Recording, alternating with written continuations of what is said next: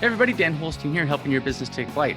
And today what I want to talk to you about is why your desire to be liked by your team is causing problems for your business. So stick around.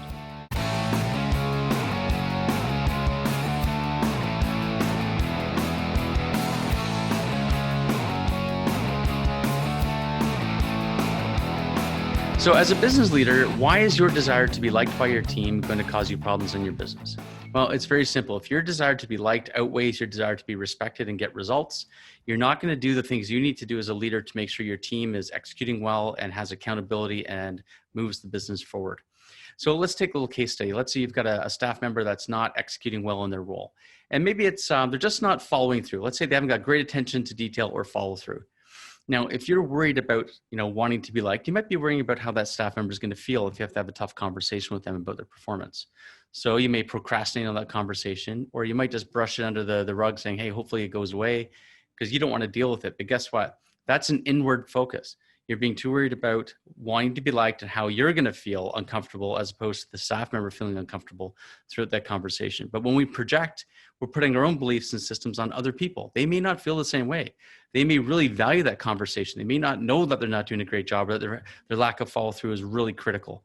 And so you're doing them a disservice by not being open, honest, upfront, clear, and direct with them about how they're doing. So if you want to be liked, you might just not deal with things as effectively as, if you want to be respected and drive results. So that means there's going to be slack.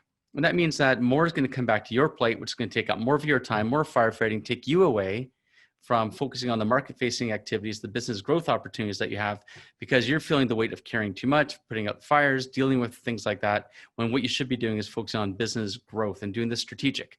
Now, the difference being, if you are more focused on respect, you're not going to delay. You're going to have the conversation with a team member who's not pulling their weight. You'll be clear and concise and pleasant with them. You'll be direct, but you'll let them know in no uncertain terms, this behavior is unacceptable. It's not what we're looking for. It's not what you committed to. It's not something that can persist. And let's talk about a plan to get that shifted. And let's have some accountability and a follow-up to see how you're doing, right? It doesn't have to be yelling. It doesn't have to be mean, right? You can still be liked. You can be pleasant as long as you've got that respect in there that you're doing what you say you're going to do. You're walking your talk. And now here's the other thing about congruency. People respect people who follow through. If you say you're going to do something, do it. Otherwise, don't say it. Right? It's the worst thing to say, oh, we're going to do this, or I'm going to do this, and then you don't do it.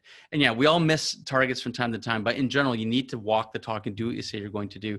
So you have a leg to stand on when you're talking to your team about them meeting their commitments.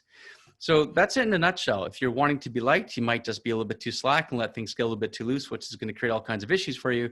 If you're more focused on being respected and driving results, people are going to value that. They're going to value the communication they have with you.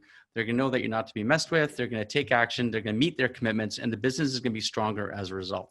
So that's it for this week. If you have any questions about your leadership in terms of wanting to be liked and wanting to be respected, or not sure how to get started, maybe you feel like you do focus on wanting to be liked a little bit too much, I'm an expert in that. It took me a long time to work through that. I'm happy to help. Let me know. We can always have a chat. And by the way, you're not alone. I find many business owners focus on being liked versus respected at the detriment of their business, but it's not an impossible thing to fix. Over time, you can get there. So happy to help out. Just hit me up. I'm happy to have a chat.